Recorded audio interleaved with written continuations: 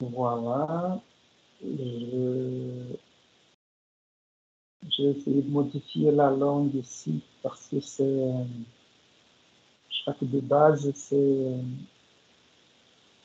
en anglais. J'arrive pas à arrêter cette transcription. Au moins, ça va en français, c'est mieux. Je peux fermer quand même. Bonjour Patrice, Svetlana, Edson, Gabriel, Bruna, Helen et Marcos.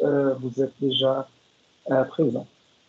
Et sinon, donc bonjour, nous sommes le 3 février 2022 pour ces cours de panorama de la littérature française. Et avant de commencer vraiment les cours d'aujourd'hui, bonjour Laura aussi, avant de commencer les cours d'aujourd'hui, je voudrais vous rappeler de choisir l'œuvre de la dissertation. Si je ne me trompe pas, parce que nous sommes 29 inscrits dans ces cours, et à présent, je vérifie ici, panorama, nous avons Laura, Gabriel, Laísa, Luciana, Gabriel Farias e Gabriel Oliveira, Iago, Grace, Beatriz, Rodrigo, Patrícia et Maria Clara. Vous avez déjà choisi votre œuvre pour la dissertation. Les autres, pas encore. Donc, nous sommes 29 inscrits, comme je viens de dire, et pour l'instant, nous avons 8, 9, 10, 11 personnes ayant déjà choisi l'œuvre de la dissertation. Après les cours, je partage encore une fois le lien donnant accès au tableau et où vous pouvez mettre vos noms. Parce que là, nous sommes le 3 février et le 15 février, on aura le séminaire déjà. Donc, vous devez lire l'œuvre de la dissertation pour le 15 février. Donc, vous avez encore 2 semaines, plus ou moins. Et Ouais, si vous laissez... là, je le choisis déjà, mais je ne sais pas comment faire pour, pour réserver quelle, la place. quelle œuvre tu as choisi, Marc? Hiroshima, mon amour. D'accord, donc je mets déjà ici ton nom. C'est le seul que je vais faire, d'accord? Sinon, on va perdre les temps ici. Marc Ok, Stonelli, merci. Marc Stonelli Munoz. voilà.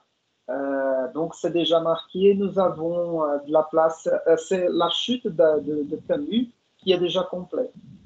Il y a encore de la place pour Nathalie Sarraute, Hiroshima, mon amour de Marguerite Duras, L'enfance en chef de Sartre et Colette. Il y a encore 4 places, personne n'a choisi. Colette, je ne sais pas pourquoi. Bon, c'est bon. Et je vais organiser ici un petit truc. Je vais utiliser un PowerPoint maintenant. Voilà. Donc, l'objectif aujourd'hui, du cours d'aujourd'hui, donc vous avez déjà affiché ici ce PowerPoint, le diapo du PowerPoint. Et en fait, aujourd'hui, on va essayer de faire une marathon. On va parler de manifeste. Je vais faire peut-être une petite révision de ce que j'ai dit à propos des avant-gardes la semaine dernière. Mais je vais commencer par les manifestes en tant que genre textuel et littéraire, cette série de diapos. Je vais essayer de faire la révision des avant-gardes, c'est-à-dire le concept d'avant-garde et pas les mouvements, parce que les mouvements, on va voir peu à peu. La semaine dernière, nous avons commencé le futurisme, on le termine aujourd'hui, on parlera de l'esprit nouveau aujourd'hui, la semaine prochaine, de dadaïsme, ensuite surréalisme. Donc, pour ces mouvements-là, on verra en détail après, mais je vais parler ici du concept, n'est-ce pas? Donc, pour aujourd'hui, l'objectif, c'est de parler un peu plus du genre manifeste, terminer le futurisme et parler de l'esprit nouveau. On va essayer d'avancer le plus loin possible.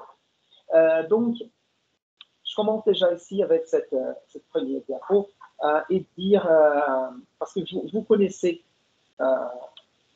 plusieurs manifestes, vous avez déjà entendu parler de plusieurs manifestes différents, et ça veut dire pas forcément littéraire et pas forcément artistique. Nous avons le célèbre manifeste, je ne sais pas si c'est manifeste communiste ou manifeste du communisme, c'est-à-dire que ce n'est pas un manifeste littéraire, c'est plutôt un manifeste politique, mais c'est toujours un manifeste. Donc il y a quelques particularités des manifestes littéraires, mais il y a quelque chose aussi qui appartient au genre textuel manifeste. Et quand on dit manifeste littéraire, ou pour être bien précis, le manifeste en tant que genre, c'est en tant que genre textuel, n'est-ce pas? C'est-à-dire un type de texte qui répond à certains aspects. Et le manifeste littéraire, c'est pareil. C'est, au niveau textuel, c'est pareil, mais on peut l'étudier aussi d'un point de vue littéraire. C'est ça le point que je voudrais soulever ou surlever. Donc, c'est cet aspect. Je sais pas, là, je mélange un peu les choses. Ce que je voulais dire, c'est qu'on peut l'étudier du point de vue littéraire, c'est-à-dire les aspects du langage littéraire, mais aussi du point de vue poétique. Poétique, c'est-à-dire des règles de création poétique. C'est ce que je vais essayer de vous montrer aujourd'hui, et j'avais commencé à vous montrer la semaine dernière avec le manifeste technique du futurisme, et on aura aussi aujourd'hui un manifeste de l'esprit nouveau de Guillaume Apollinaire. C'est-à-dire, on aura deux manifestes aujourd'hui qui nous donnent une certaine recette littéraire de comment faire la poésie, comment écrire la poésie. C'est ça. Voilà. Donc, voyons ici des diapos. Je ne vais pas expliquer toutes les diapos, elles sont disponibles dans les archives, dans les fichiers pour, si vous voulez lire un peu plus en détail. Et si je ne me trompe pas, les articles auxquels je fais référence pour construire ces diapos-là, si je ne me trompe pas, ils sont aussi disponibles dans les fichiers. Donc, je vais parler un petit peu de la préhistoire, de la définition et de l'analyse des diapos. Donc, ici, vous voyez tout en bas en rouge, c'est la référence de l'article d'où j'ai retiré ces informations. Et nous avons donc le manifeste comme le porteur d'un message. C'est un texte, donc le manifeste, c'est un texte qui porte un message, qui transmet un message bien précis, un message politique, artistique, poétique, etc. Et même économique, nous avons des manifestes économiques aussi. Le manifeste existe, ou dans le manifeste, il existe une fonction d'un environnement sociopolitique, c'est-à-dire que même un manifeste littéraire, il est en contact avec un environnement sociopolitique. Comme vous savez, nous avons parlé la semaine dernière un petit peu des avant-gardes, et les avant-gardes ont changé pas seulement le faire artistique, le savoir-faire artistique, mais aussi une certaine conception de monde. Parce que assez souvent, je dis que toute histoire de la littérature, toute histoire des arts sont en effet, ou effectivement, une espèce d'histoire de la sensibilité, n'est-ce pas, de la façon de s'exprimer artistiquement, littérairement. Donc, quand on propose, comme on l'a fait au début du XXe, transformation de l'art et de la littérature, ça entraîne acarrête une transformation sociopolitique aussi. Et comme vous allez voir, et je vais vous montrer ça un petit peu ici, nous avons après, donc le futurisme commence en quelque mesure comme un mouvement artistique, et puis il aura on va dire, une branche politique, le fascisme, c'est-à-dire une branche, une ramification, un braço, n'est-ce pas? Et le surréalisme aura une branche communiste, donc politique après, n'est-ce pas? Et moi, personnellement, je n'ai pas trop l'habitude de regarder l'art et la littérature isolés ou complètement autonomes, parce que nous avons cette conception de la littérature et de l'art comme un domaine autonome, un campo autonome, c'est-à-dire avec ses propres règles, avec son propre système. Oui, on peut isoler pour mieux étudier ou pour étudier d'une certaine façon la littérature et les arts. Mais en même temps, ces artistes, ces écrivains occupent une place dans l'espace public, dans la sphère publique, et ils jouent un rôle aussi sociopolitique quand même. Le manifeste se réfère à une action concrète, c'est-à-dire le message dont le manifeste est porteur a toujours ou vise toujours cette action concrète. Ça peut être la destruction des musées et des bibliothèques, ça peut être un changement des sensibilités, ça peut être une construction sympathique du vers ou de la phrase. Donc, on verra dans le texte des manifestes cette action concrète proposée. C'est-à-dire que, ça c'est intéressant aussi, le manifeste, on verra un peu le langage propre du manifeste, ça invite toujours à l'action, à partir de constructions impératives. Ça peut être à l'impératif ou à la valeur d'impératif. Ça peut être même un verbe au futur ou au présent, mais qui nous invite à faire quelque chose. Et quelque chose de concret. Ça, c'est intéressant. Ce n'est pas assez souvent, on verra que le message ou l'invitation du manifeste n'est pas quelque chose d'abstrait ou éthéré, comme on dit, éthéré, c'est-à-dire abstrait, un peu flou. Non, c'est assez direct et concret. Voyons, le manifeste a une dimension collective. Ça c'est intéressant aussi. Vous voyez le manifeste communiste, il a la célèbre phrase prolétaires du monde, unissez-vous, quelque chose comme ça. En portugais, proletários do mundo, univos.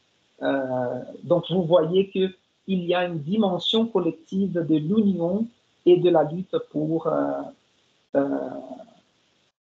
leurs droits, n'est-ce pas? Et ici, même si nous avons, dans les cas, par exemple, de Marinetti pour le manifeste ou le mouvement futuriste, il organise les mouvements de façon collective, n'est-ce pas? Comme on dit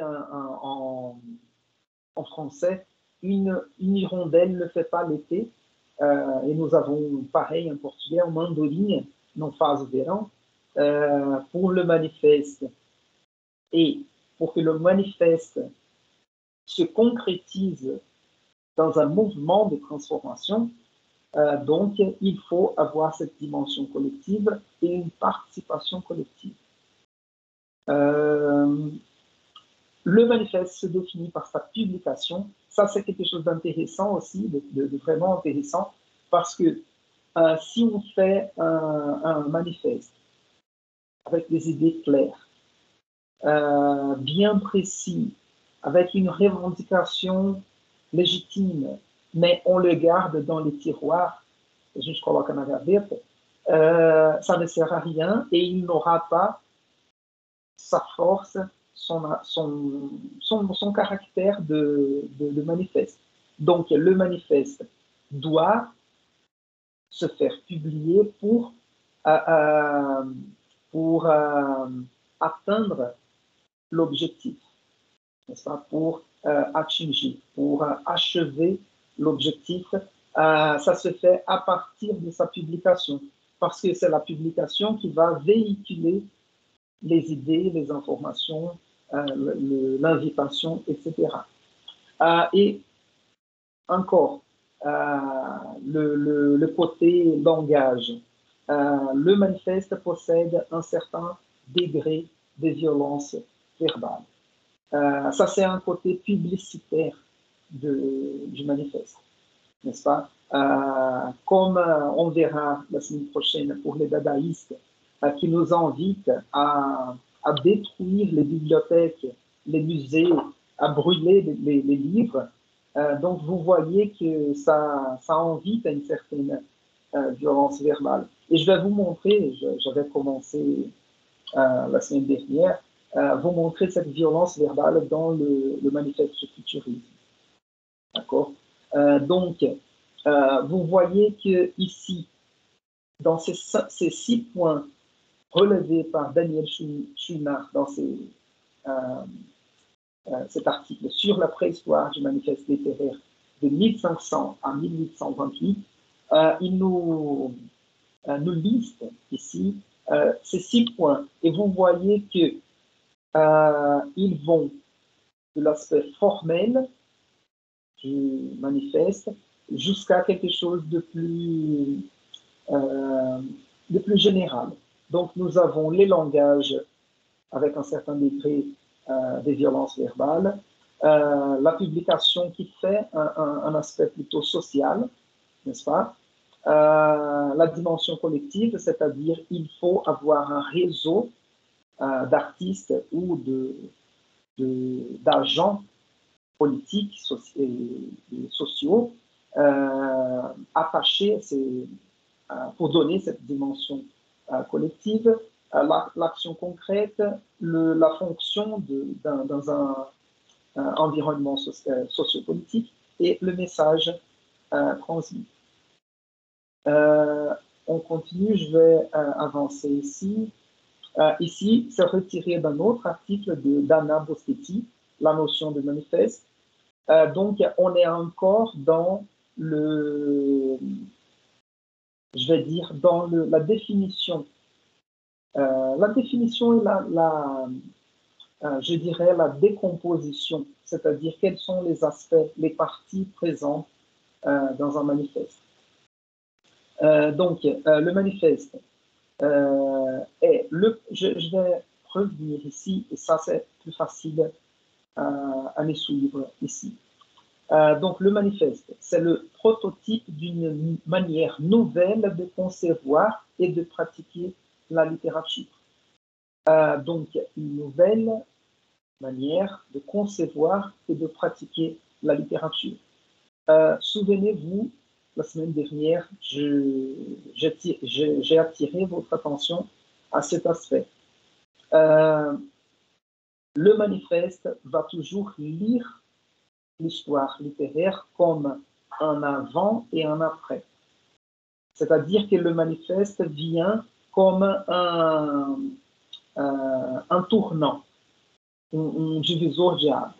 C'est-à-dire qu'il y avait une façon de faire la littérature avant la publication du manifeste. Le manifeste va provoquer une transformation où il invite à faire partie de cette transformation et ensuite la littérature sera autre chose. Donc, une nouvelle façon, une nouvelle manière de concevoir et de pratiquer la littérature. Deuxième point, une vision évolutionniste de l'histoire propre au domaine esthétique. Une vision évolutionniste, c'est-à-dire que la littérature, donc du premier point, nous avons l'idée qu'il y a un avant et un après la publication du manifeste. Le deuxième point ajoute encore une information, c'est-à-dire que la littérature d'avant n'était pas bonne ou n'était pas suffisante, et la littérature qu'on va faire dorénavant ou à partir de maintenant sera meilleure. C'est la bonne, c'est la littérature authentique, la vraie. C'est toujours le même discours. Et ce que je voudrais remarquer, c'est on doit toujours prendre une certaine distance de ce discours parce que c'est un discours publicitaire. D'accord? C'est un discours pour vendre ou pour faire vendre cette nouvelle façon de produire, de faire la littérature. D'accord? Si vraiment, effectivement, dans cette vision évolutionniste de la littérature, s'il y avait vraiment du sens, il nous suffisait à nous de lire la littérature contemporaine, n'est-ce pas? Et toute la littérature écrite avant, on pouvait la jeter dans la poubelle parce qu'elle n'est pas bonne. Et on sait très bien que ce n'est pas vrai. On continue à étudier même les Grecs, les présocratiques ou les Égyptiens, une société, une civilisation encore plus ancienne, les mythes, etc. Non. Dans l'histoire de l'art et de la littérature, il n'y a pas cette notion la notion, ça existe la notion de valeur. Il y a une œuvre qui est meilleure qu'une autre, mais ce n'est pas les temps historiques qui définissent cela. D'accord? C'est-à-dire que nous avons de bonnes œuvres et de mauvaises œuvres. Mais peu importe quand elles ont été produites, publiées, etc. D'accord? On peut avoir un roman contemporain très bon, un autre très mauvais, comme on peut voir et même, ça c'est drôle de penser aussi, même un certain écrivain, un certain artiste, il aura un bon livre et un livre moyen ou même terrible, ou terriblement mauvais, n'est-ce pas? Récemment, par exemple, non, ça fait déjà un moment, un ami m'avait dit que, par exemple, Djavin, c'est un chanteur que moi j'aime bien, avait sorti un nouvel album. Et je n'ai pas écouté, il m'a dit non, c'est terrible, c'est horrible comme album. Ça arrive, n'est-ce pas?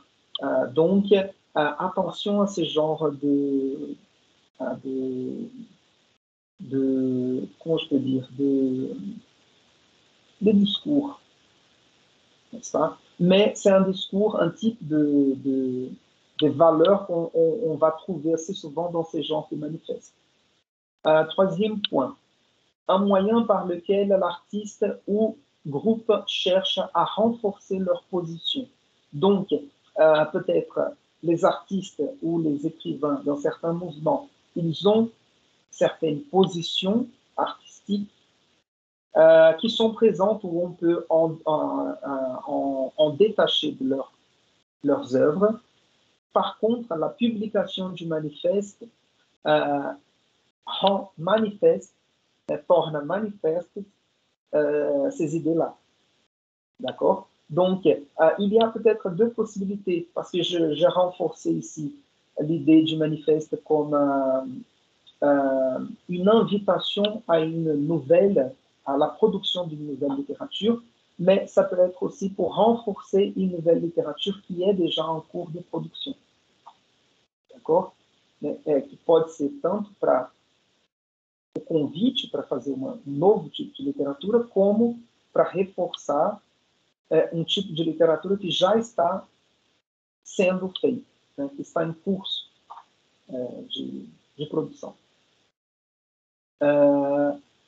Jusqu'à Marinetti, la plupart des textes manifestaires sont désignés comme tels rétrospectivement.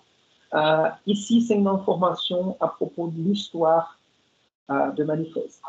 Je pense qu'il y a dans ces diapos cette information. Le terme manifeste vient de la diplomatie, si on veut, ou de la politique internationale. Parce que l'idée de manifeste, c'était une espèce de déclaration de guerre. On publiait ou on envoyait un manifeste pour manifester une déclaration de guerre. D'accord? Raison pour laquelle vous voyez que autour des avant-gardes, nous avons tout un vocabulaire militaire attaché, n'est-ce pas? Avant-garde, c'est la position dans l'armée. Nous avons un discours belliciste, n'est-ce pas? Un discours bellique. Et l'idée de manifeste, c'est une espèce de déclaration de guerre. Et comme vous voyez, au niveau de l'art aussi, quand on assume cette position belliciste, de guerre, militaire quand même, nous avons une posture assez autoritaire d'une partie. J'avais commenté ça la semaine dernière. C'est le cas de Marinetti et d'André Breton, comme on verra par rapport au surréalisme. Comment ils tiennent le groupe pour maintenir leurs idées. Donc, assez souvent, ce genre de groupes ne sont pas très démocratiques. D'accord? Dès qu'on essaye de changer les règles, on peut subir une punition. Je dis assez souvent, je ne sais pas si vous connaissez le peintre Mondrian. Peut-être je peux faire quelque chose ici.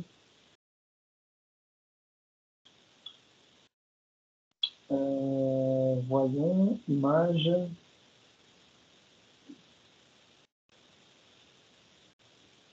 Deux secondes. Je vais juste vous montrer le tableau, quelques tableaux de Mondrian pour vous rappeler qui est cet artiste.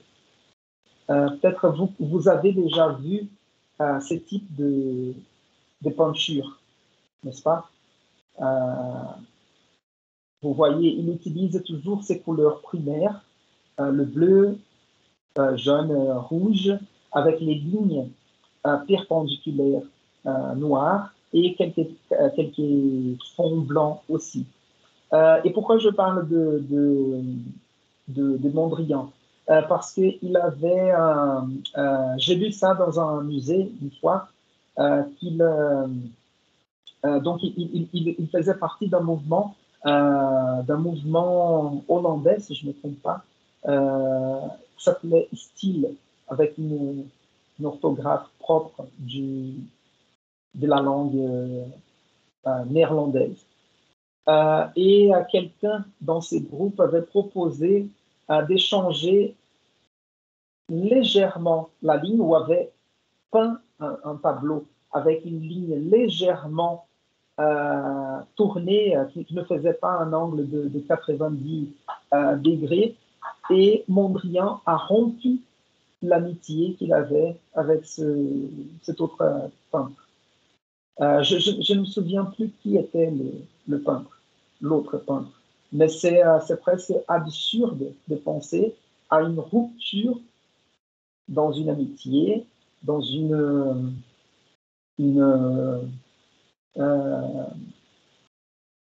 voilà, une amitié, et parce que ils n'étaient pas d'accord par rapport à l'angle des lignes dans les tableaux.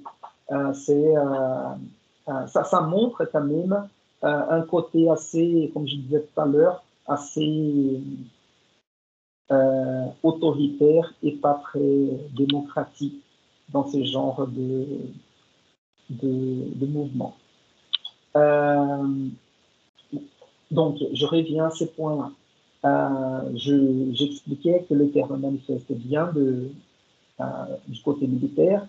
C'était une déclaration de guerre.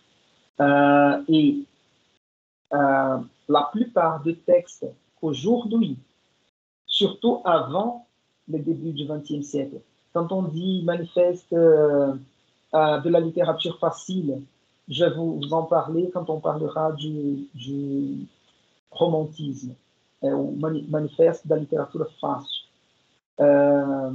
C'était pas vraiment un manifeste, d'accord? C'est aujourd'hui, ou c'est à partir de Marinetti, qu'on commence à appeler ce genre de texte avec un certain contenu, avec certaines propositions, on commence à les appeler manifestes. Parce que le mot manifeste avant, c'était utilisé dans le côté ou dans le domaine diplomatique et militaire. D'accord? Voyons encore, utilisation d'intentions et moyens de la publicité commerciale, transgression de la frontière invisible entre l'art et le marché. Donc, ici, on quitte un tout petit peu le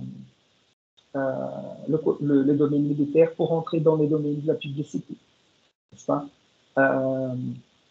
C'est pour faire vendre les idées, les livres, les poèmes, etc.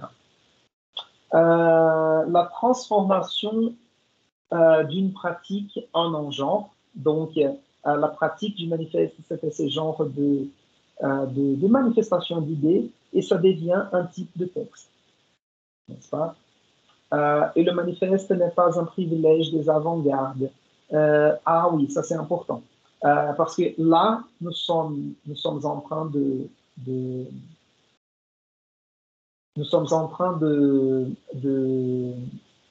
travailler ou d'étudier les avant-gardes, mais on a aussi des manifestes on va dire, des manifestes conservateurs aussi. D'accord? Et ici, c'était les références. Et j'avance encore. Le manifeste se définit par sa nature éditoriale, comme je vous ai dit.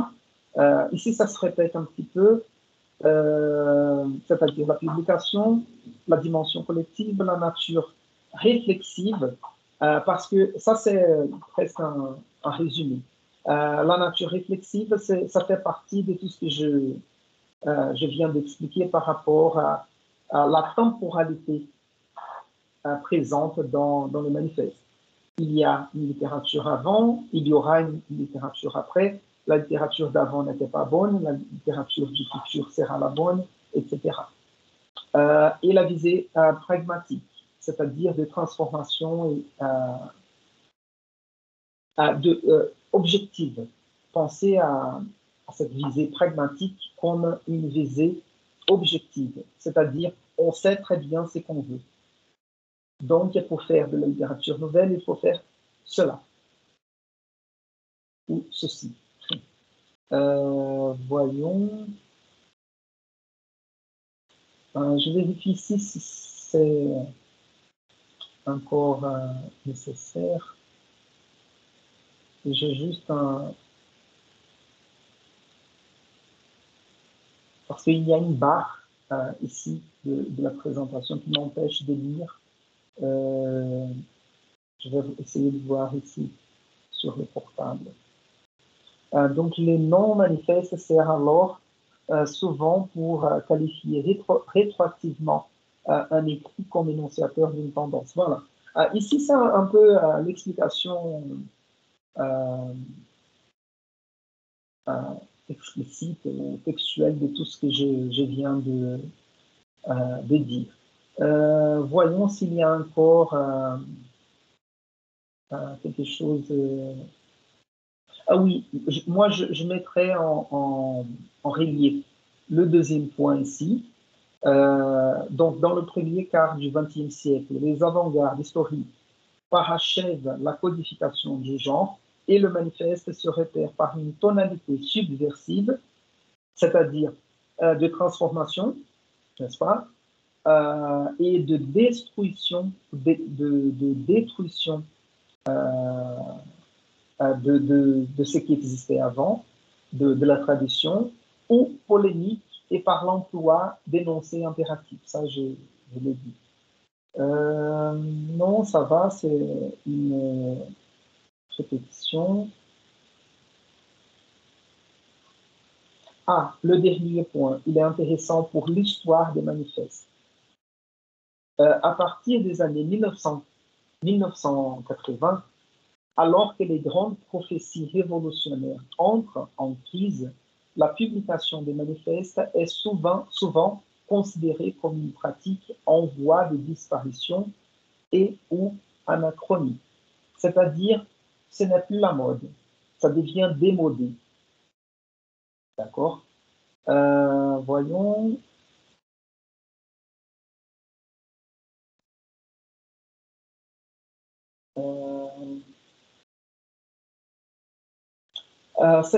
Ici, on ajoute quelques informations. Le manifeste vu comme un geste, un acte, c'est une possibilité, même un acte de parole, comme on voit dans la linguistique. Et à la base, ici, ce qui est intéressant dans ce texte de Jean-Marie Glaise, c'est cette comparaison entre la préface et le manifeste. La préface, c'est ce genre de texte qui vient avant, qui ouvre un certain livre ou certains livres.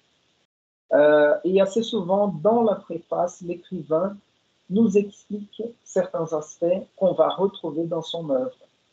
C'est-à-dire que la préface parle d'un texte qui existe déjà. La préface nous prépare pour la lecture d'un texte qui existe déjà. Tandis que le manifeste nous invite à produire une nouvelle littérature. À la base, c'est ce qu'il dit. Et je vais avancer vite parce que ici, c'est bon, je pense que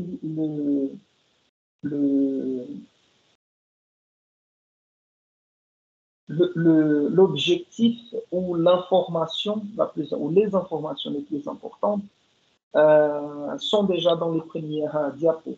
Et si vous voulez lire en détail, ces diapos-là sont disponibles dans les fichiers du cours. Donc, je ferme la présentation. Est-ce que vous avez des questions par rapport au manifeste? Oui ou non? Et ici au Brésil, en 22, ils ont fait une chose pareille, non? Oui, en fait, les mouvements modernistes brésiliens, ils sont inspirés de ces mouvements-là, n'est-ce pas? Par exemple, moi je dirais qu'ils sont totalement inspirés des avant-gardes européennes, n'est-ce pas? Par exemple,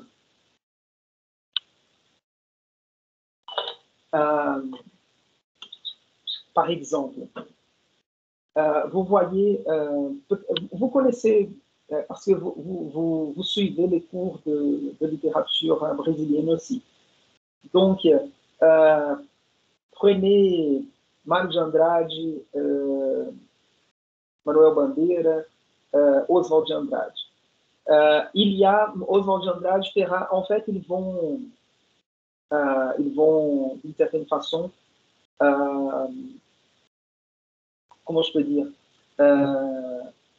le manifeste anthropophage d'Oswald de Andrade, c'est une espèce de... il le dit explicitement qu'il faut manger ou avaler les idées des autres et puis les digérer comme on veut et faire quelque chose de plus propre à nous, n'est-ce pas? C'est-à-dire qu'on profite, c'est qu'on trouve utile et on rejette ce qui n'est pas, ce qui ne s'applique pas à notre cas. Il y a même, il y a des gens qui pensent que le projet moderniste brésilien n'a pas été vraiment accompli. O projeto não chegou ao objetivo. Il y a même une interprétation qui dira que c'est le tropicalisme qui le fera, quelques décennies plus tard. Mais par contre, par exemple, Oswald de Andrade, dans sa poésie, par exemple, Poésie pau-brasil, il arrive il utilise certaines techniques du dadaïsme, du collage, du vers libre, de l'humour, qui est quelque chose qu'on verra, parce qu'assez souvent, quand on pense au surréalisme, on pense tout simplement au rêve. Mais l'humour et l'humour noir, humour negro, je vais appeler comme ça, parce que c'est comme on va retrouver dans les textes surréalistes. Il utilise ça aussi. Je me souviens d'une comment je peux dire ça, d'une partie de Poésie pau-brasil, qui est une série de télédrames échangés entre Oswald de Andrade et Tarsila do Amaral, je ne sais pas. Et en fait, il dit, un des textes dit quelque chose, Boa noite, destão querido. Donc, vous voyez qu'on est en train de reconstruire le romantisme entre couples, etc. O Paulicéia Desvairada de Mário de Andrade, c'est un texte assez surréaliste, c'est-à-dire la façon de construire le poème à partir d'associations libres, par exemple, ou l'écriture automatique, ça vient du surréalisme. Et l'idée de manifeste aussi les expositions, l'utilisation de la sphère publique, de l'espace public, pour proposer cette transformation de la sensibilité, c'est totalement inspiré de ces avant-gardes européennes, et la plupart de ces écrivains, Oswald de Andrade, etc., ils sont partis en Europe à cette époque-là. D'accord? Donc, il y a un dialogue assez précis.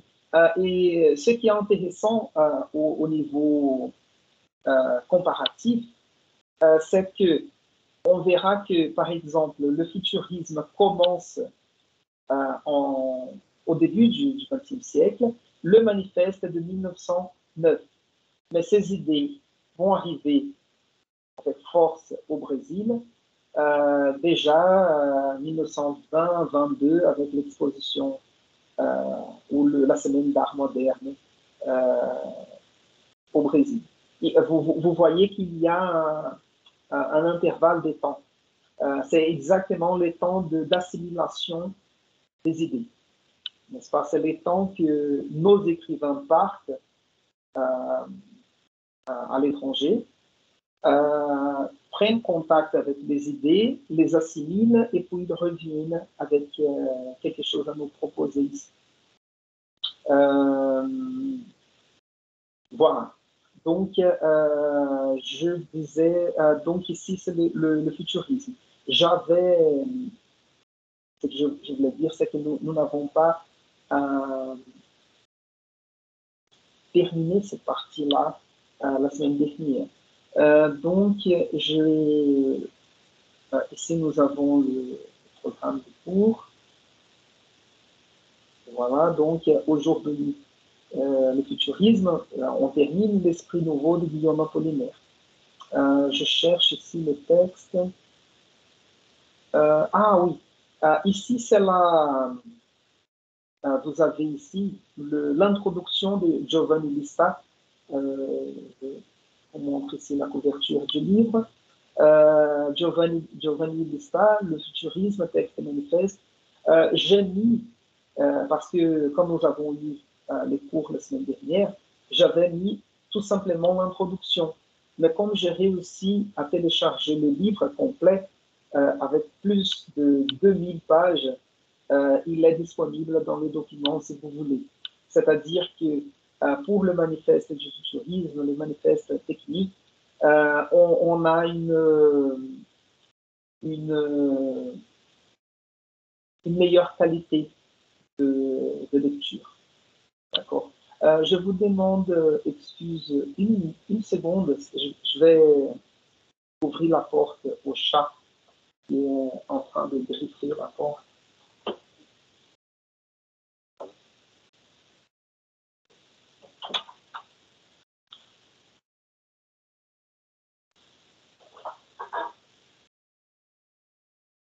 Je vous présente ici Joby. C'est un des deux chats que nous avons ici à la maison. Et l'autre, c'est Elise. Et voilà, Joby. Et ici à la maison, c'est ça, c'est Joby, le chat, Elise, l'autre chat et Caïtan, mon fils. Mais c'était pas... et donc, voyons. Giovanni Vista et ce texte-là. Et je vous ai recommandé, ce n'était pas obligatoire, la lecture de cette introduction. Et je vais parler de quelques aspects ici. Donc, je vais lire ce début-là juste pour expliquer quelques aspects. Donc, ici, tout en haut, le futurisme n'est pas une école de peinture ou un courant littéraire. C'est une vision du monde et une attitude de l'esprit. D'un point de vue historique, celle-ci, la vision du monde et l'attitude de l'esprit, se sont exprimées dans un mouvement d'avant-garde. 2 secondes parce que il est sorti.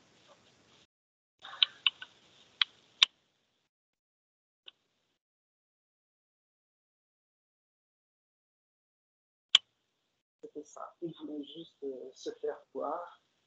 Et donc, c'est déjà parti. Donc, je continue ici.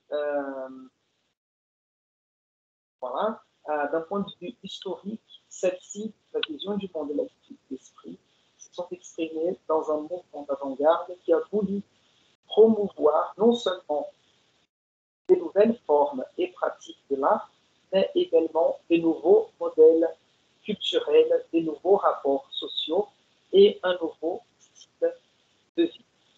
On verra dans le...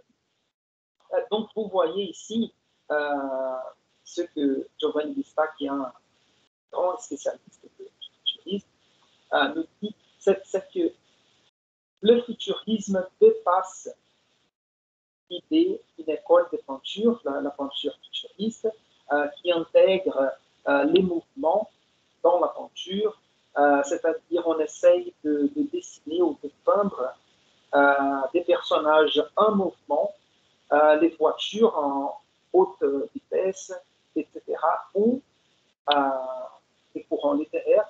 Donc, c'est quelque chose de beaucoup plus global qui va avoir une vision du monde, une attitude de l'esprit, nouvelles formes et pratiques d'art, nouveaux modèles culturels et nouveaux rapports sociaux et un nouveau style. Et puis, il essaye d'entrer encore une fois les chats, mais je ne vais pas ouvrir la porte. Ici, en préconisant la rupture avec le passé, l'écrivain Filippo Tommaso Marinetti, ou Marinetti, comme on dit en italien, les fondateurs du mouvement futuriste, a imaginé une véritable idéologie du futur en tant qu'espace infini de progrès et de liberté créatrice. Donc, vous voyez qu'il y a toujours un délai, toujours un espace, un vide, ou pas forcément un vide, mais un délai ou une différence entre les discours, la pratique et les résultats, n'est-ce pas? Parce que une idéologie du futur en tant qu'espace infinie du progrès et de liberté créatrice. Mais vous voyez qu'il y a une contradiction ici. Dès qu'on parle de liberté créatrice, mais si on commence, parce qu'on verra qu'il y aura une recette ou des règles de production artistique et littéraire. Si on ne respecte pas ces règles-là, c'est-à-dire qu'on changera des mouvements, d'esthétique, de pratique ou des conceptions de vision de monde, par exemple, n'est-ce pas?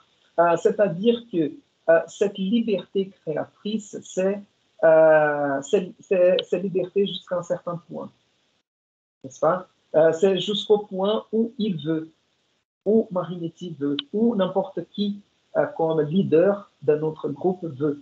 Parce que si on accorde trop de liberté aux artistes, se a gente concede liberdade demais, ça va changer complètement les règles, n'est-ce pas? Donc il y a ici une contradiction. Un espace infini de progrès, c'est une intention, et cette liberté créatrice aura ses limites quand même. D'accord? Donc, le manifeste futuriste, le manifeste des fondations du futurisme a été publié en janvier 1909 à Milan, et puis il a été publié au Figaro à Paris, si je ne me trompe pas, le 19 février 1909. On verra ici.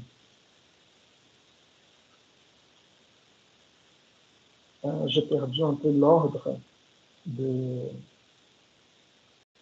textes ici.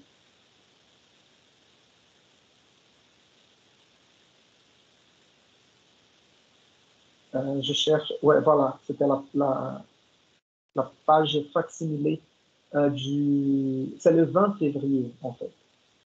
Je vous ai montré ça la semaine dernière. C'était un samedi, vous voyez ici, le 20 février, donc en janvier en italien à Milan et en février en français à Paris. Et voyons.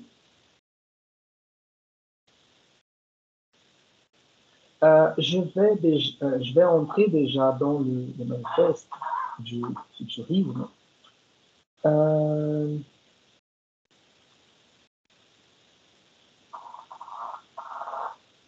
secondes.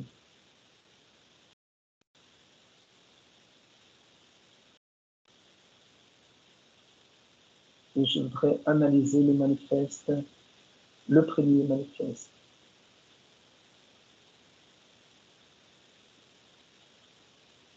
Oui. Donc la semaine dernière, nous avons terminé, c'était là. Je vous ai parlé de ce texte, la fondation et manifeste du futurisme. Et dans cette première partie, je ne vais pas entrer dans les détails, mais Marinetti nous donne le contexte de création de ces idées à propos du futurisme. Il conduisait sa voiture, il a eu un accident, il s'est retrouvé dans la boue, dans un marécage, même à l'âme, un pantano, et il a eu les idées du futurisme. Et puis, nous avons ici le manifeste du futurisme en tant que tel, c'est-à-dire avec 11 points. Et donc, nous avons vu ça la semaine dernière aussi. Dites-moi rapidement si j'avais, parce que je ne me souviens pas, si j'avais commenté en détail ou si nous avons parlé vraiment rapidement à propos de ces points-là. Parce que si j'ai commenté correctement, je dirais, je vais avancer et passer au manifeste technique. Donc, dites-moi, souvenez-vous de la discussion où ça a été, j'ai l'impression que j'ai entretenu cette discussion à la fin du cours et ça a été vite fait. Dites-moi, s'il vous plaît.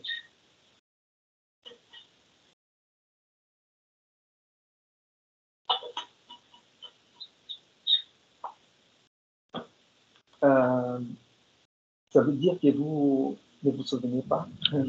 Non, je ne me souviens pas. D'accord. Merci. Sincèrement. OK. Donc, je vais essayer de parler rapidement de ces points-là.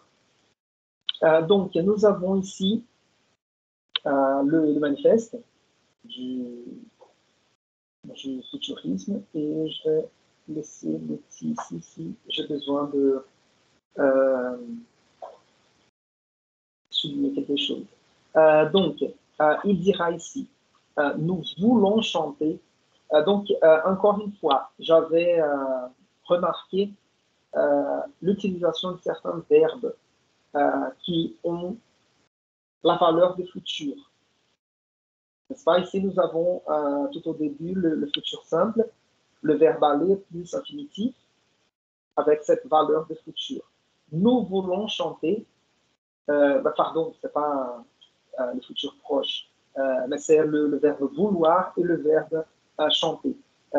C'est plutôt l'intention, n'est-ce pas? Mais c'est une intention de futur. Nous voulons chanter l'amour du danger, l'habitude de l'énergie et de la témérité. Donc, vous voyez,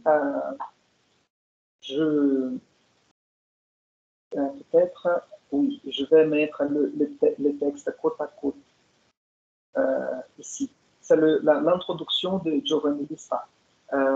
Donc, vous voyez les idées de vision du monde, attitude de l'esprit, nouvelles formes de pratique de l'art, nouveaux modèles culturels, nouveaux rapports sociaux et nouveaux styles de vie. Et dans le texte, le manifeste du futurisme, on retrouve nous voulons chanter l'amour du danger, l'habitude de l'énergie et de la témérité. Ce sont des valeurs pas très courantes, n'est-ce pas? Ce goût du danger, la témérité, par exemple, c'est-à-dire avoir peur, n'est-ce pas? Donc, ce sont des valeurs nouvelles, même pour cette époque-là, n'est-ce pas? La témérité, ici, il faut comprendre plutôt comme agir sans réflexion ni prudence. Não é temeridade no sentido de temor, d'accord? Mais plutôt cette notion de ne pas trop réfléchir ni avoir trop de prudence.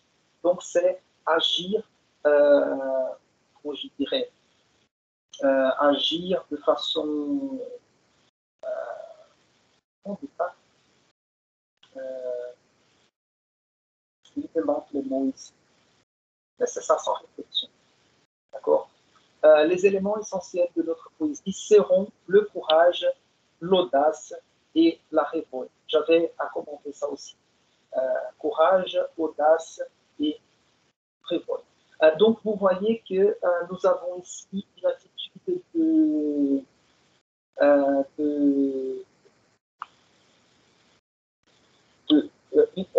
une attitude de combat même, qui nous demande courage, audace et révolte. N'est-ce pas? Sans ces valeurs-là, on n'échange pas les choses. Puis, ici,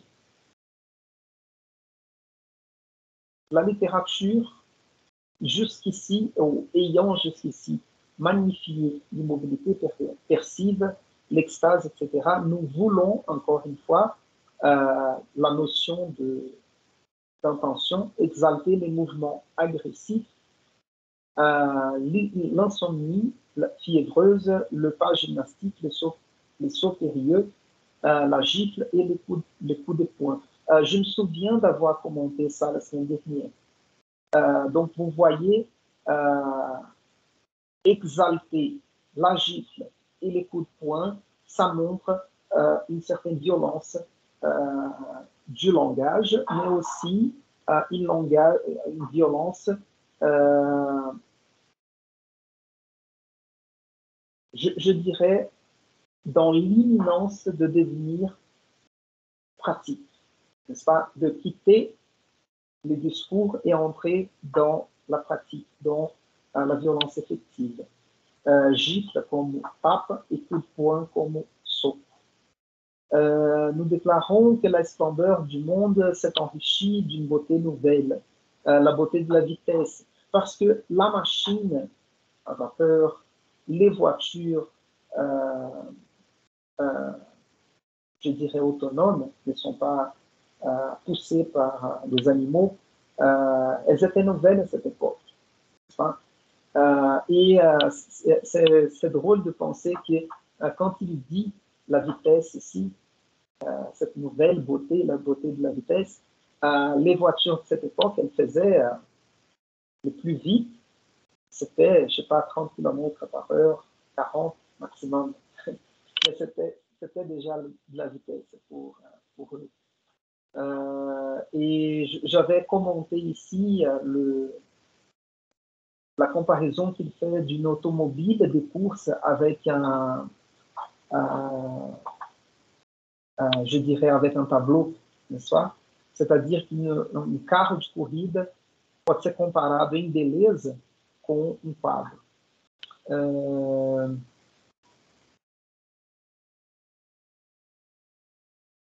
Voilà, donc ici, pas trop à commenter, il faut que le poète se dépense avec chaleur, éclat et prodigalité pour augmenter la ferveur enthousiaste des éléments primordiaux. Donc ici, on peut vérifier que la plupart, au moins pour les 6 points, les 6 premiers points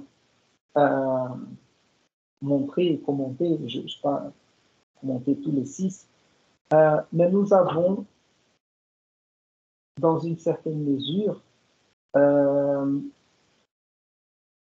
une proposition encore un peu abstraite, n'est-ce pas? Elle n'est pas complètement claire dans ce qu'il propose.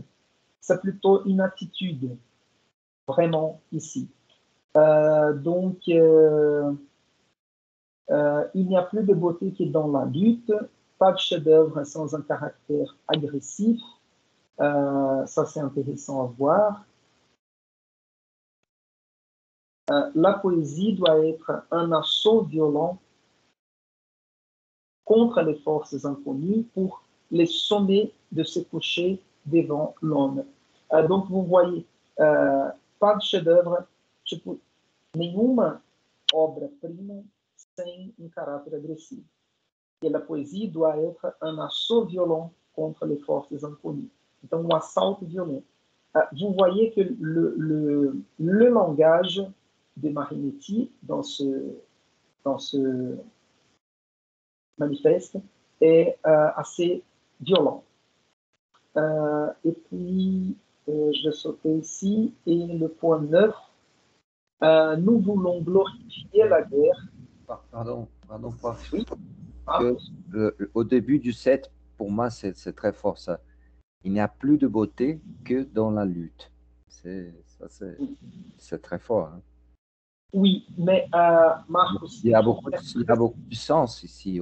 C'est bien oui, drôle. Mais oui, c'est intéressant que tu as remarqué cette phrase, mais il faut faire très attention à Marinetti, au futurisme, pour ne pas utiliser la phrase hors contexte. Parce que ici, peut-être en 1909, on ne connaissait pas encore les conséquences du futurisme. D'accord? C'est-à-dire que c'est une belle phrase, mais la lutte qu'il va entreprendre ne sera pas la bonne. D'accord? Parce qu'il va prendre le chemin du fascisme. D'accord? Cette lutte. C'est exactement ça. C'est exactement le sens que je me passais parce que ça vous donne un chemin qui c'est pas nécessairement un bon chemin à se suivre, non? Voilà. C'est plus ou moins parce que ici, c'était pas totalement prémédité, n'est-ce pas? Mais par contre, il va se rapprocher de Mussolini. Ils vont voir qu'ils ont des idées pareilles comme le nationalisme. une certaine agressivité. Il y a certains caractères propres à l'Italie de l'époque qui vont le mettre ensemble et il va devenir cette espèce d'artiste réactionnaire, n'est-ce pas?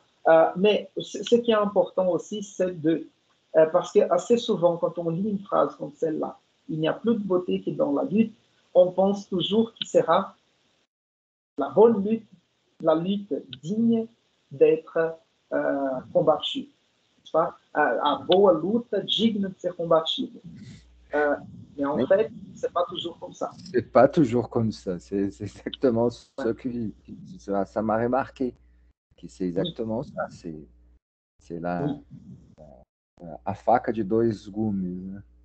Voilà, voilà, exactement. Voilà, donc le plus important à remarquer, c'est surtout la violence présente dans le manifeste. Et puis, j'avais commenté ici, nous voulons glorifier la guerre. Donc, tout ce qui est cette idée d'évolution de technologie de l'époque, de nouvelles découvertes technologiques de l'époque vont attirer l'attention et l'admiration de Marinetti. Donc, vous voyez que la Première Guerre mondiale on était à l'éminence, au point de voir la Première Guerre mondiale. Et donc, la voiture, c'était une nouvelle machine. La mitrailleuse, mitragliatore, c'était une nouvelle machine. L'avion, cette époque, c'était une nouvelle machine. Les chars, char, C-H-A-R, como chama isso? Tanque de guerre. C'était une nouvelle machine aussi.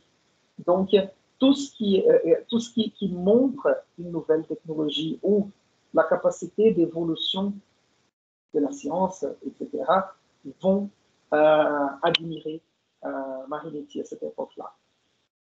Donc, une glorification de la guerre, la seule hygiène du monde. Donc, ici, c'est comme je disais la semaine dernière, de penser la guerre comme l'hygiène du monde, ça montre déjà un côté fasciste existant dans le texte ou dans les idées de l'écrivain. D'accord? Le militarisme, le patriotisme, le geste destructeur des anarchistes, ça c'est bon aussi. Et les belles idées tuent et le mépris de la femme. J'ai déjà lu un article qui analysait ce côté du manifeste. Et cette question du mépris de la femme, ou du desprezo pela mulher, ce n'est pas quelque chose de... il faut comprendre pour ne pas penser de façon anachronique. C'est plutôt par rapport à une division des idées comme tout ce qui est masculin évoque la guerre, le courage, la destruction, etc. Et la femme, la sensibilité, la réserve, le confort, etc. Il faut penser plutôt aux valeurs masculines et aux valeurs féminines.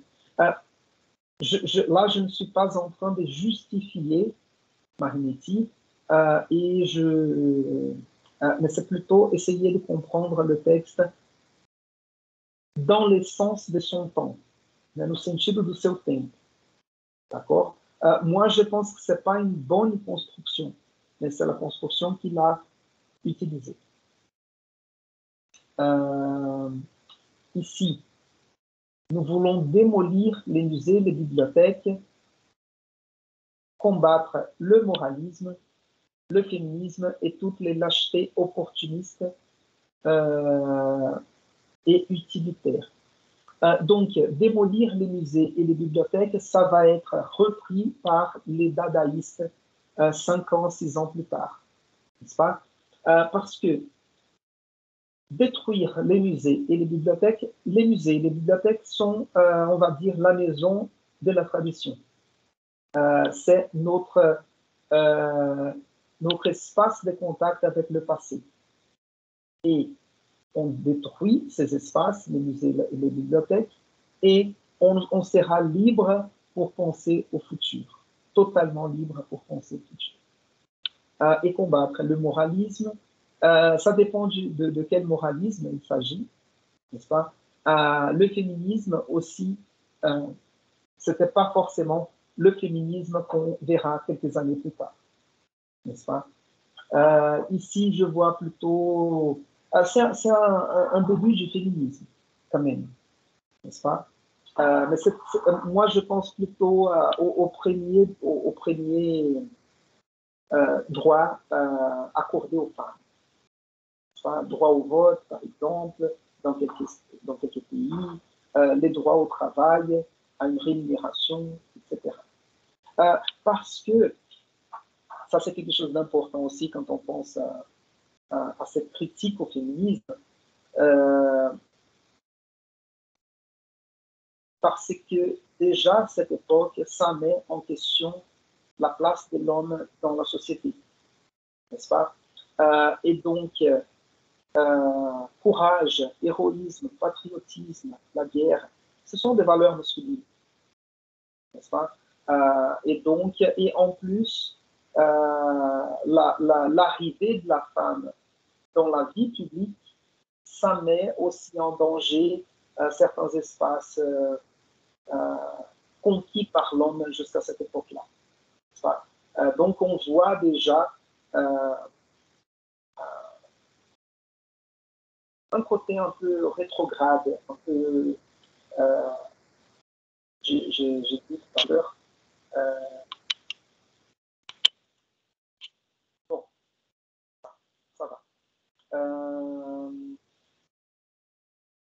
Non, c'est bon pour ce manifeste. Il continue encore avec quelques phrases. Et donc, vous voyez qu'il y a plusieurs phrases de fait, comme celle-ci, j'aime bien, musée, cimetière, identiques vraiment dans leur sinistre coudoiement des corps qui ne se connaissent pas.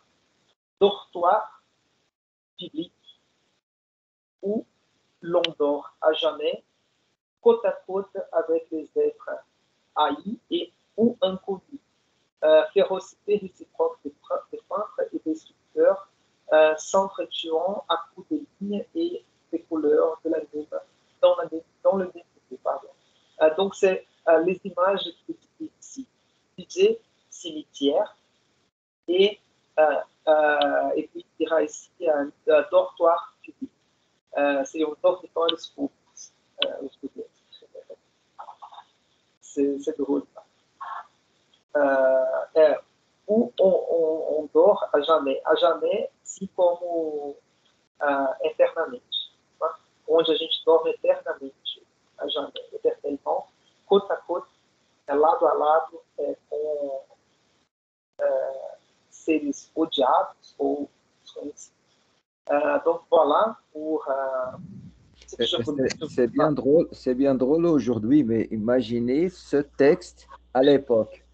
Imaginez oui. Les gens en train de lire ça. C'est presque un livre d'horreur. Imaginez l'impact qu'il a fait ça à l'époque. Oui, mais c'est ça le plus important, non? Le plus important à retenir.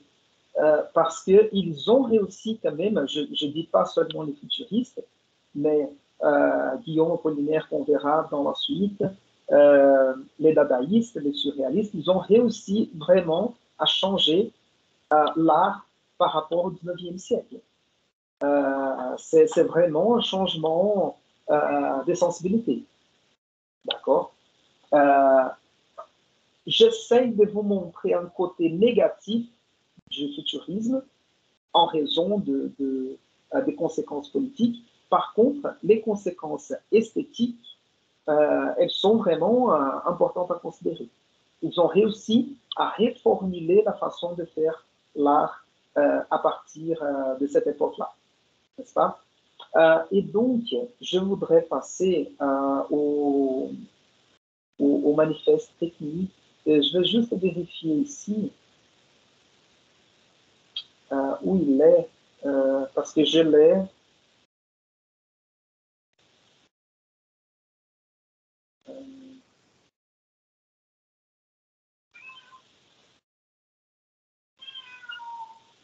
Je ne sais pas si vous écoutez le chat. Je vais encore entrer. Voilà, le manifeste technique.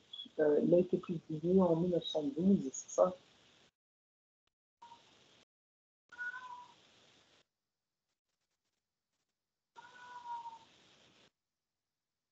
Voilà. Donc, je passe au texte de Giovanni Testa.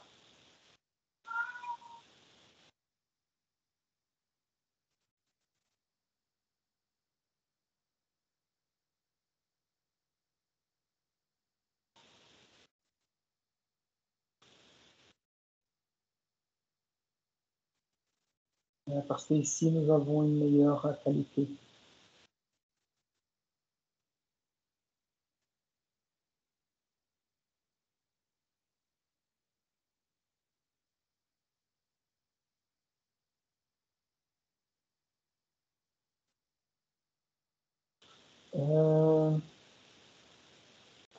Voilà, le manifeste technique.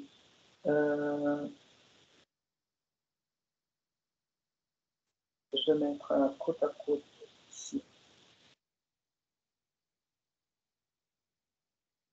J'avais organisé ça et quand j'ai fermé les documents, ils ont perdu l'ordre.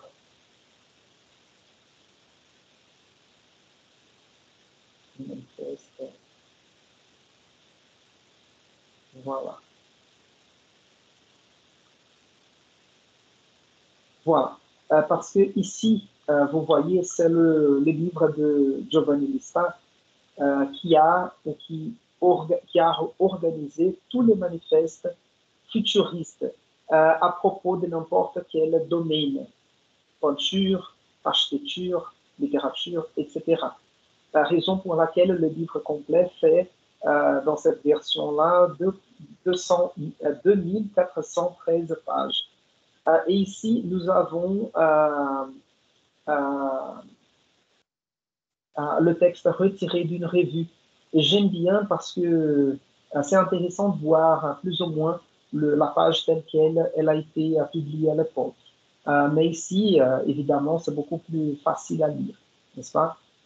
Et nous avons donc ici le texte de Marinetti, le manifeste technique. Et pourquoi technique? Parce qu'il donne un peu plus de technique. Comme je disais tout à l'heure, au contraire du manifeste du futurisme de 1909, qui est beaucoup plus basé sur l'attitude, ici nous avons quelques conseils d'écriture même. Donc, texte de Marinetti, manifeste technique de la littérature futuriste, imprimé sur un tract plié. Un tract plié, un pamphlet dobrado. Okay? Parce que pamphlet en français, il y a toute une autre tradition des pamphlets. Par exemple, Louis-Ferdinand Céline, il a l'écrivain que j'ai étudié dans mon doctorat, il a publié une série de 3 pamphlets antisémites contre les Juifs. Chaque pamphlet a plus de 100 pages. Cada um tem mais de 100 páginas. Parce que c'est un type de texte satirique en français. Em português, a gente vê panfleto mais como esse texto numa página, no máximo, frente e verso. N'est-ce pas? Et en français, pour cette idée de pamphlet que nous avons, les deux côtés de la page, d'une feuille, c'est plutôt un tract. Donc, plié, édité tant en français qu'en italien, daté du 11 mai 2012. Il a été republié en italien dans la même année, etc. etc. Donc, voyons ici. Je je ne vais pas lire le début ici. Et voyons ici. Voilà ce qui m'a dit l'hélice tourbillonnante tandis que je filais à 200 mètres sur les puissances cheminées milanaises. Et l'hélice ajouta: il faut détruire la syntaxe en détruisant, pardon, il faut détruire la syntaxe en disposant les substantifs au hasard de leur naissance. Donc, détruire la syntaxe, c'est-à-dire c'est l'organisation de la phrase sujet, verbe, complément. N'est-ce pas? Si on veut détruire la syntaxe, il faut juste changer la position des mots dans la phrase. Donc, disposant les substantifs au hasard de leur naissance. Ça va donner en fait le poème, recette de poème dadaïste qu'on verra la semaine prochaine. D'accord? C'est le poème, on découpe les mots d'un article de journal, on met dans un petit sac, on fait un tirage au sort et on écrit les poèmes à partir du tirage au sort en utilisant le hasard comme ordinateur de mots. É o acaso que vai ordenar as palavras. Il faut employer le verbe à l'infini pour qu'il s'adapte élastiquement au substantif et ne le soumette pas au moi de l'écrivain qui observe et imagine. Le verbe à l'infini peut seul donner le sens du conduit de la vie et l'élasticité de l'intuition qu'il aperçoit. Donc, c'est intéressant ici cela sera une caractéristique de la poésie à partir de cette période-là. C'est-à-dire que ça va devenir de plus en plus marque de la poésie du XXe siècle. Il faut employer le verbe à l'infini pour qu'il s'adapte élastiquement au substantif et ne le soumette pas au moi de l'écrivain. C'est-à-dire que la poésie va peu à peu perdre la subjectivité du poème. Et elle va devenir plutôt un acte de langage. La poésie sera plutôt un travail de langage et non plus un travail d'expression du sentiment comme elle l'a été pendant le romantisme, par exemple. D'accord? Voyons encore. Il faut abolir l'adjectif. Donc, vous voyez qu'ici, c'est comme le nom, le titre le dit, manifeste technique de la littérature futuriste. Donc, détruire la syntaxe, employer le verbe à l'infini. Il faut abolir l'adjectif pour que le substantif nu garde sa couleur essentielle, n'est-ce pas? Parce que l'adjectif, c'est déjà la nuance. L'adjectif, c'est déjà on va dire, ce qui n'est pas essentiel à la phrase, au verbe. Il faut abolir l'adverbe aussi. Et puis, j'essaie de passer vite juste pour vous donner une idée, parce que il faut avancer quand même ici. Chaque substantif doit avoir son double, c'est-à-dire le substantif doit être suivi sans locution conjonctive du substantif auquel il est lié par analogie. Exemple, vous voyez qu'il donne même des exemples de comment il faut utiliser l'adjectif et son double. Homme, torpilleur. Femme, rade. Foule, ressac. Place, entonnoir. Porte, profiter. Donc, vous voyez que c'est avec ces nouvelles règles, il propose il nous donne des stratégies pour la création de nouvelles images poétiques. D'accord? Pour quitter les vieilles images poétiques comme Pour parler du passage du temps, on va parler des saisons de l'année. Ou quoi d'autre? La comparaison de la femme née avec une fleur rose. Ce sont des images assez battues, assez reçues. Donc, il nous donne des stratégies pour trouver une nouvelle façon de créer des images insolites, de nouvelles images. Plus de ponctuation, ça va être adopté par Guillaume Apollinaire. On verra ça dans l'esprit nouveau. Et sinon, je pense que c'est bon. Voilà.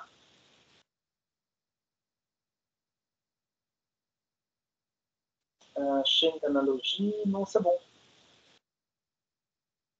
Ah non, ici, ça c'est important. 11. Détruire les jeux dans la littérature. Destruire o eu. C'est ce que je viens de dire. Donc, vous voyez, si la poésie du romantisme a été très répandue, très diffusée, très forte à l'époque. Et la poésie du romantisme était basée dans la subjectivité du poète, c'est-à-dire le jeu du poète. Même si on arrive à Fernando Pessoa, par exemple, qui va mettre en question l'identité entre le jeu du poème et le jeu du poète. C'est-à-dire que le jeu du poème, c'est un être de langage et pas forcément une expérience vécue par le poète. Quand il dit le célèbre poème o poeta, um fingidor, finge que é dor, a dor que devera sente. Il met en question cette identification entre l'expérience vécue du poète et le texte, le poème. Donc on peut avoir un texte avec un poème qui raconte quelque chose, une expérience, un sentiment, quelque chose comme ça, en première personne, et pas forcément cela est une expérience du poète. Donc il y a une séparation entre le poème et le poète. Et ici, Marinetti va renforcer le besoin, la nécessité de cette séparation. Donc, détruire le jeu dans la littérature, c'est-à-dire toute la psychologie. L'homme complètement avarié par la bibliothèque et le musée, soumis à une logique et à une sagesse effroyable, n'a absolument plus d'intérêt. Donc, l'abolir en littérature, l'abolir le jeu, l'homme, n'est-ce pas?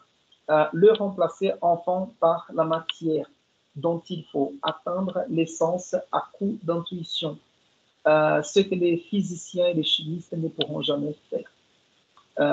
Et je reviens ici, remplacer la psychologie de l'homme désormais épuisée, remplacer la psychologie de l'homme désormais épuisée, aqui agora, ou a partir daqui, né? Épuisée, esgotada, gasta, par l'obsession lyrique de la matière. Donc, vous voyez que la matière, ici, on peut considérer comme la machine, la voiture, la vitesse, toutes ces choses qui ne sont pas subjectives, en fait. Okay? Voilà, ça c'était ce que je voulais parler du futurisme. J'avais quand même, quelques poèmes de Marinetti à lire ou à vous indiquer. Peut-être je vais vous indiquer, et si vous voulez, vous les lisez en dehors de la classe. D'accord? Et je voudrais quand même entrer dans l'esprit nouveau maintenant. Parce que c'est comme je disais, je commençais à dire la semaine dernière, et j'ai renforcé aujourd'hui, Marinetti est un poète franco-italien qui a, on va dire, occupé une place publique à Paris, mais il avait une action énorme en Italie, n'est-ce pas? Raison pour laquelle, pardon, j'oubliais, je voudrais vous montrer ici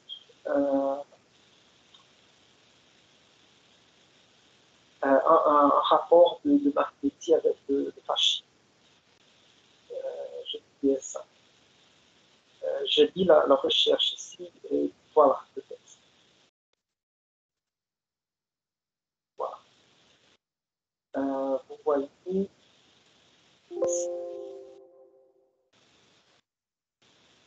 voilà. Ici, ce texte-là, futurisme et fascisme, c'est un texte comme Giovanni Lista nous montre ici, c'est un texte non signé, mais on sait, ils sont capables de dire que c'est un texte de Marinetti, qui, en fait, ce texte-là annonce un recueil d'articles qui s'appelle Futurismo et Fascisme de Marinetti. Donc, il va le faire publier en 24, pas le livre, mais plutôt l'article, dans lequel il va faire certaines associations. Donc, en 1924, c'est déjà après la Première Guerre mondiale. L'Italie avait déjà perdu la guerre avec l'Allemagne. Et on avait quand même cette montée du fascisme en Italie et du nazisme en Allemagne, n'est-ce pas?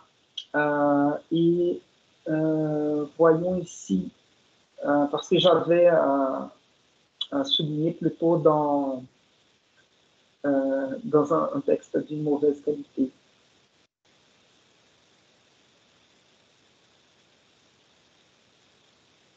Voilà, ici c'est intéressant à voir.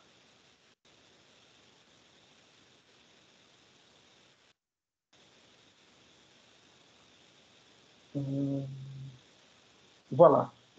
Ces deux paragraphes nous suffisent à comprendre parce qu'il va placer le futurisme comme à la fondation du fascisme. Il dira ici la victoire de Vittorio Veneto et l'avènement au pouvoir du fascisme constitue la réalisation du programme minimum futuriste lancé, avec un programme maximum pas encore réalisé il y a 14 ans par les futuristes italiens. Donc, vous voyez qu'après ce qui commence comme un mouvement esthétique et littéraire et artistique, ça va devenir un programme majeur politique. Et assez souvent, on considère le rapport entre esthétique, éthique et politique. C'est pour ça que j'aime bien l'association que j'ai faite tout à l'heure de les arts et la littérature montrent une histoire de la sensibilité. Et dès qu'on change la sensibilité, on est capable de changer le rapport au réel. N'est-ce pas? Et assez souvent, par exemple, dans la montée du nazisme en Allemagne, on fait un rapport avec la propagande nazie qui associait les juifs à la peste, à la destruction, au rat, par exemple. Et puis, quand on décide de tuer des juifs, c'était facile parce qu'on avait déjà changé la sensibilité des gens envers les juifs en les considérant comme des êtres humains sans importance, n'est-ce pas?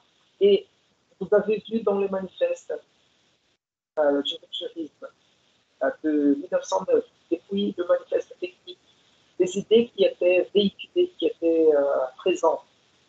Et 14 ans plus tard, dans ce texte-là, futurisme et fascisme, Marinetti va montrer comment le fascisme est la réalisation des idées ou des idées futuristes de quelques années avant.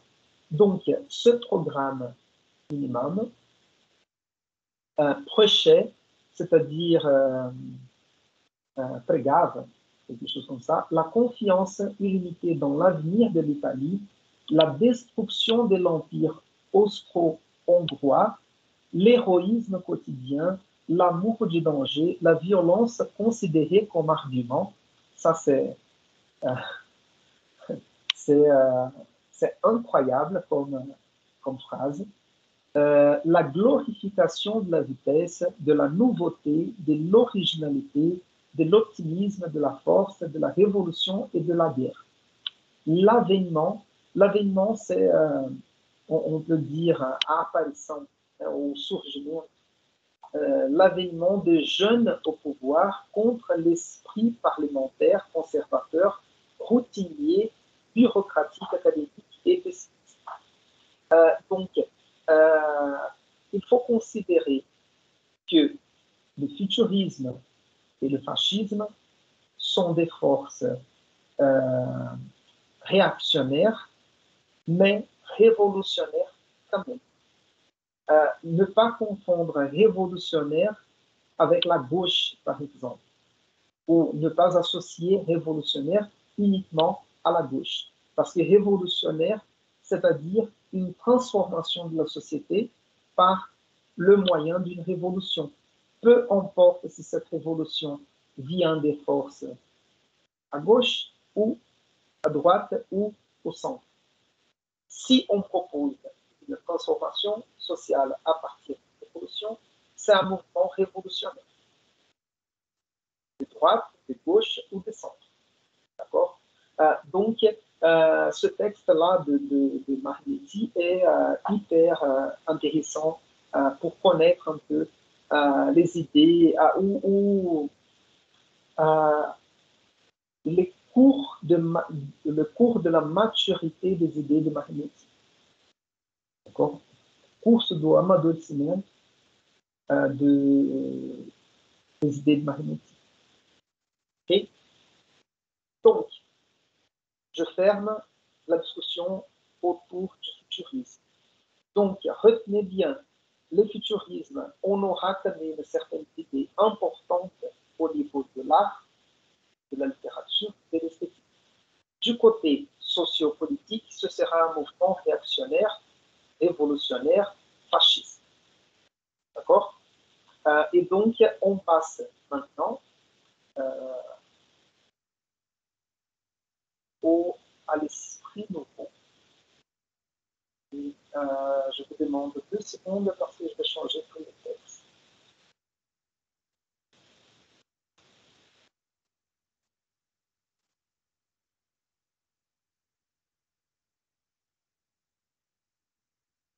Ça va tout fermer et ça va tout ouvrir. Voilà, voilà.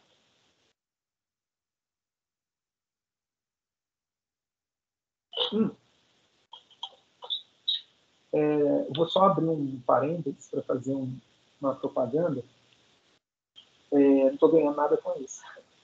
É que eu usava esse programa Exchange, PDF Exchange Viewer, até o ano passado. E aí, o ano passado, ele parou de ser atualizado.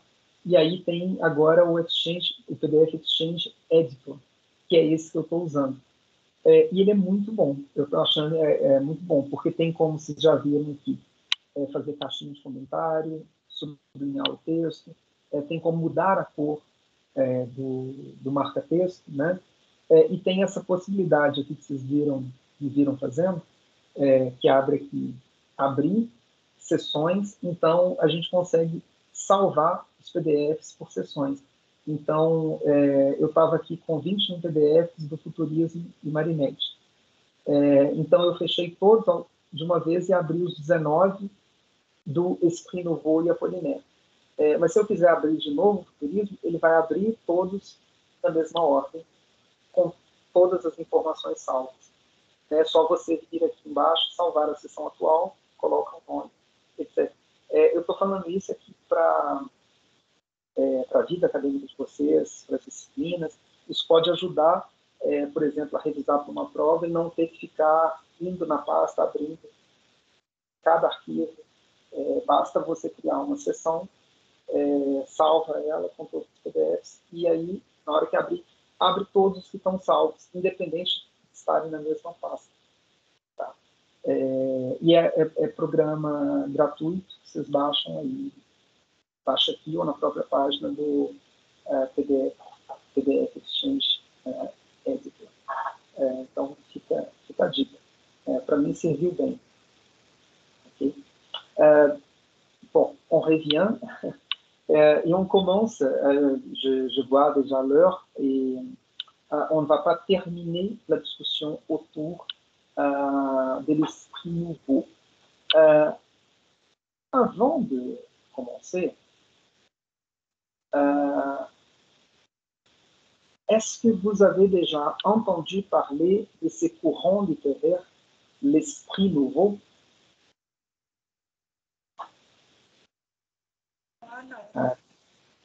Hélène, non. Non, non. Marcus, non plus. Non plus. Les autres? Moi non plus. D'accord. Raison pour laquelle c'est très important. Et normalement, je ne vais pas terminer aujourd'hui. Donc, je vais commencer à parler de Guillaume Apollinaire. Je ne sais pas si vous avez regardé les vidéos que j'ai partagées hier, mais je vous recommande, même pour la semaine prochaine, la semaine dernière, je vous ai indiqué 2 ou 3 petites vidéos à propos de Marinetti et le futurisme. Et hier, je vous ai indiqué 3 vidéos, je pense qu'une de 10 minutes et 2 de 15, et une conférence, c'est un cours, une conférence d'un professeur français sur Guillaume Apollinaire. Au moins, les vidéos, les premières vidéos courtes, je vous recommande vraiment de regarder parce que ces vidéos-là vont donner un contexte du mouvement. Et il y a le chat ici qui me demande d'entrer dans sa va. Il est scandaleux, ce chat. Il me dérange quand je donne cours. Et donc, essayez de regarder ces vidéos. Les vidéos sont de compréhension facile. Si je ne me trompe pas, il y a les sous-titres aussi que vous pouvez utiliser aux légendes. 2 secondes, je vais le faire entrer, parce que sinon, j'arrive.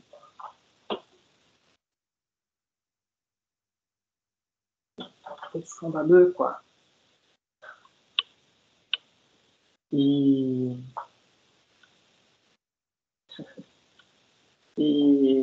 voilà. Peut-être que vous allez le voir ici, quand il me tape l'épaule de temps en temps. Donc, l'esprit nouveau, parce que de tous ces avant-gardes, le futurisme est né en Italie, mais il arrive en France. Le dadaïsme est né en Suisse, et puis il arrive en France.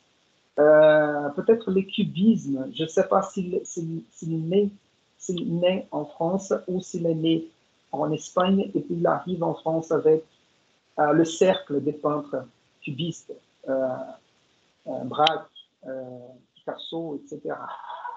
Le surréalisme né en France et puis est exporté un peu partout dans le monde.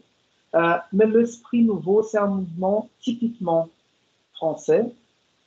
Guillaume Apollinaire est son représentant majeur, mais il n'est pas forcément français.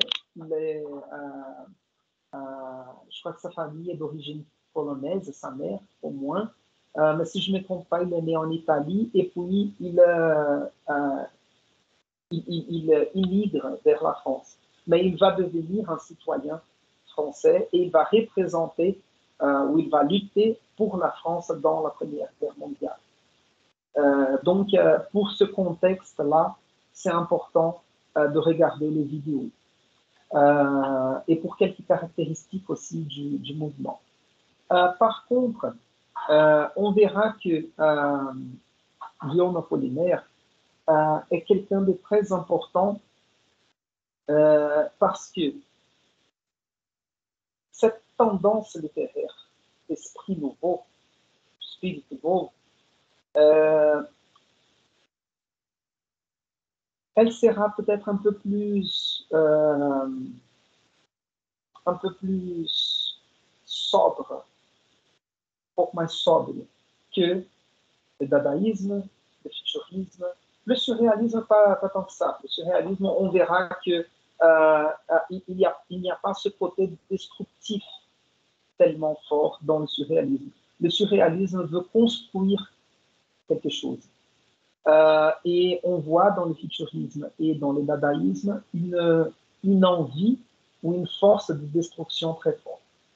Par contre, l'esprit nouveau d'Apollinaire va essayer de trouver un mi-chemin, un meio do caminho, entre la tradition et la modernité. C'est pour ça que je dis que c'est plus sobre, parce qu'il va comprendre qu'on ne peut pas détruire complètement la tradition et qu'il faut toujours travailler avec elle. D'accord?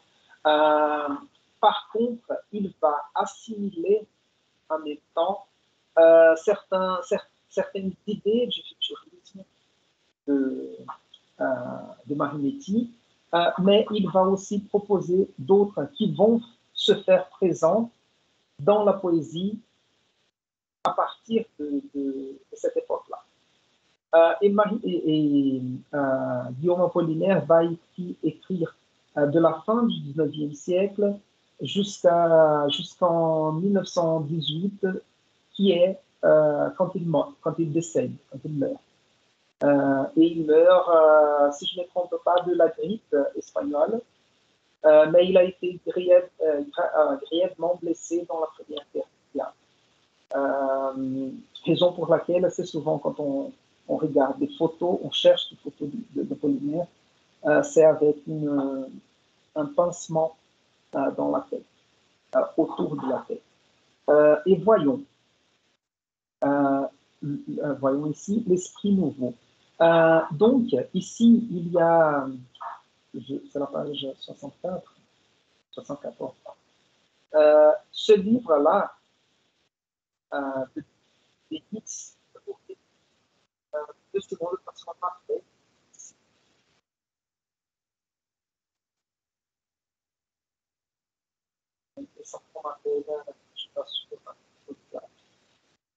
Je ne sais pas si vous entendez, mais moi j'entends.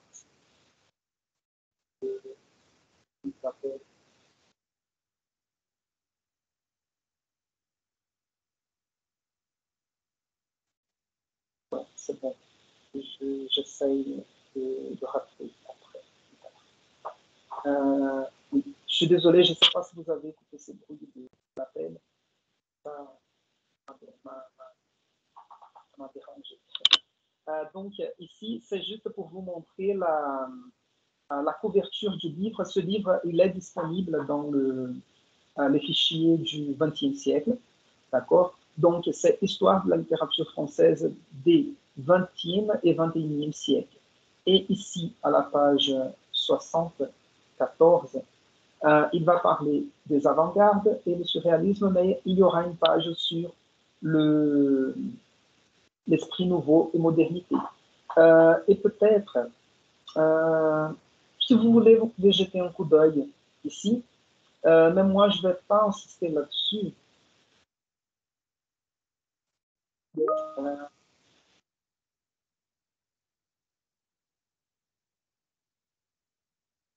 Ok, Marcos, à la semaine prochaine. Et en fait, ici, ça ne veut pas la peine de regarder, c'est juste je dirais, une mise en contexte. D'accord? C'est court, ça fait 3 pages, si vous voulez.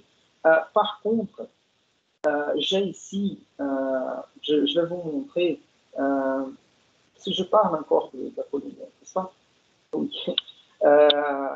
Apollinaire, c'est parce que j'ai interrompu ce que j'ai dit à propos d'Apollinaire. parler un tout petit peu de sa vie.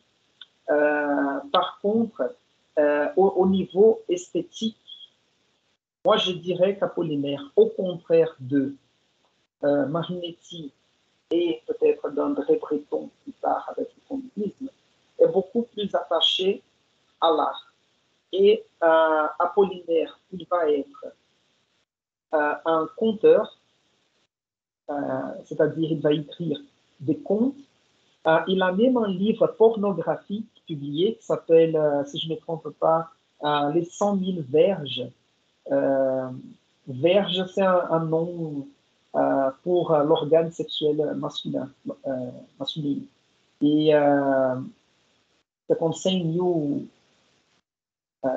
verges, c'est comme, si je ne me trompe pas, verge, ça vient du vocabulaire de nautique, si je ne me trompe pas.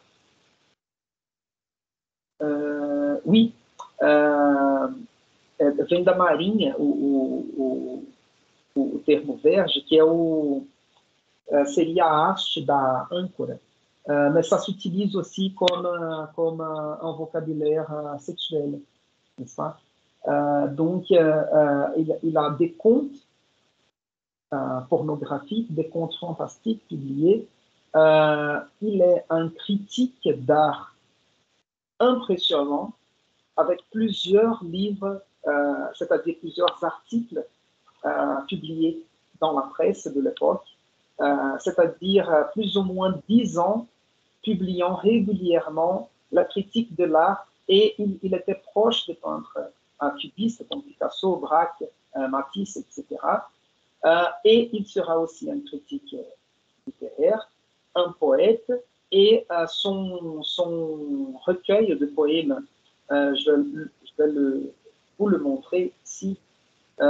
Alcool, c'est peut-être les plus célèbres, mais aussi c'est important à voir les calligrammes. Les calligrammes, je vais vous montrer la semaine prochaine, mais les calligrammes, ce sont des poèmes visuels qui font, comment je peux dire, ce ne sont pas des poèmes qui utilisent les blancs de la page de manière syntactique, mais plutôt il reproduit la forme d'un objet avec l'organisation des mots. C'est-à-dire qu'il va faire un poème sur une maison et l'organisation va dessiner une maison, ou la tour Eiffel. Le poème va faire la forme de la tour Eiffel. Je vais vous indiquer plutôt les pages à regarder ces poèmes pour la semaine prochaine. D'accord? Et sinon, non, je pense que c'est trop tard pour commencer à parler de l'esprit nouveau ici. La semaine prochaine, je continue. Alors, je vais essayer de terminer la discussion sur l'esprit nouveau d'Apollinaire et le dadaïsme. Le dadaïsme, c'est plus court. Je pense que c'est possible de faire les deux ensemble. Parce qu'aujourd'hui, il fallait terminer la discussion sur les manifestes. Je voudrais faire cette discussion sur le genre manifeste parce que nous avons regardé le manifeste du futurisme, ce texte-là que vous avez en face de vous, l'Esprit nouveau et les poètes de Guillaume Apollinaire, publié dans le Mercure de France, qui était un journal littéraire important en 1918, c'est une espèce de manifeste. Mais vous allez voir que c'est un manifeste beaucoup plus sobre, comme je disais tout à l'heure. Le langage est beaucoup plus clair et beaucoup moins belliciste, beaucoup moins guerrier, d'accord? Beaucoup moins agressif. Ça, c'est intéressant à voir. Donc, c'est ça, parce qu'il est déjà 10 heures. Est-ce que vous avez des questions par rapport au cours d'aujourd'hui?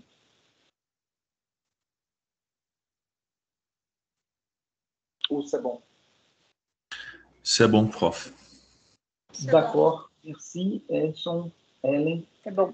Donc, Laura, c'est ça. Je vais faire ça cet après-midi. Je vais organiser les lectures à faire pour la semaine prochaine. Quelques lectures. Je vais vous demander quelque chose de possible à faire. Parce que je sais que le plus important maintenant, c'est de lire l'œuvre de la dissertation. Donc, comme je vais donner les cours un roman maintenant à 12 heures, j'aurai le temps l'après-midi de vous indiquer quelques lectures pour la semaine prochaine et je mettrai le lien pour les œuvres de la dissertation encore une fois. Pour ceux qui n'ont pas encore choisi l'œuvre, le faire. OK? Donc, je vous remercie encore une fois. Je vous dis au revoir. Je vous souhaite un bon week-end et bonne lecture aussi, littéraire ou non littéraire. Voilà, merci et à la semaine prochaine. Merci. Merci, Quentin. Au revoir. Merci. Merci, au revoir. Merci. Au revoir.